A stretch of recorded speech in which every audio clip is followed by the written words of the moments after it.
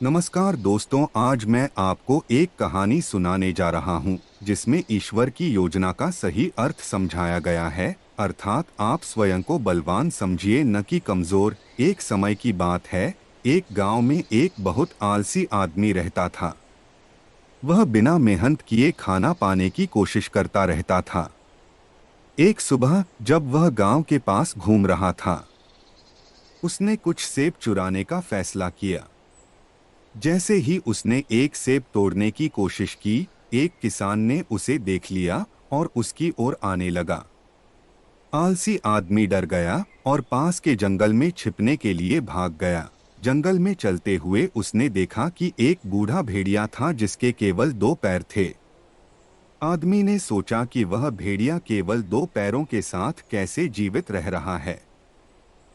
भेड़िया दौड़ नहीं सकता था और खुद को खिला भी नहीं सकता था और अन्य जानवरों से खतरा भी था, लेकिन वह खुशी से रेंगता हुआ दिख रहा था।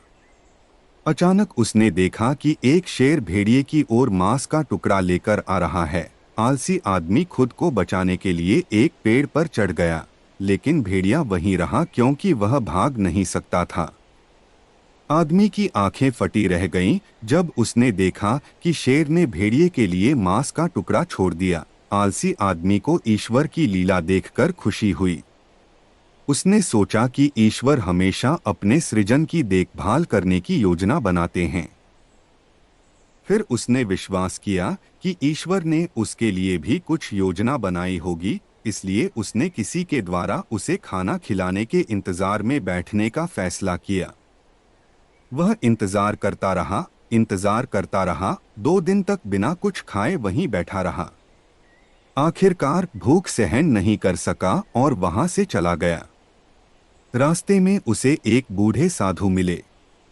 उसने साधु को सब कुछ बताया और पूछा, हे ज्ञानी, ईश्वर ने अपंग भेड़िए पर दया दिखाई, लेकिन मुझ पर क्यों नहीं? बूढ़े साधु ने उत्तर दिया, यह सच है कि ईश्वर की योजना हर किसी के लिए होती है। तुम भी उसकी योजना का हिस्सा हो, लेकिन बेटे, तुमने उसकी संकेतों को गलत तरीके से समझा।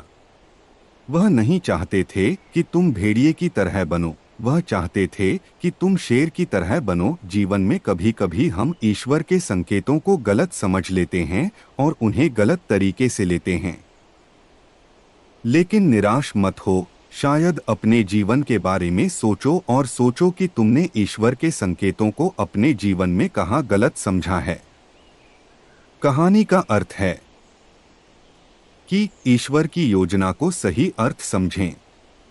वह चाहते हैं कि हम मजबूत और आत्मनिर्भर बने, न कि दूसरों पर निर्भर। धन्यवाद और खुश रहिए। अगर कहानी अच्छा लगा तो आप भी मजबूत और आत्मनिर्भर बनिए। कहानी में कमेंट, लाइक, शेयर कीजिए और मेरे चैनल को सब्सक्राइब कीजिए। धन्यवाद।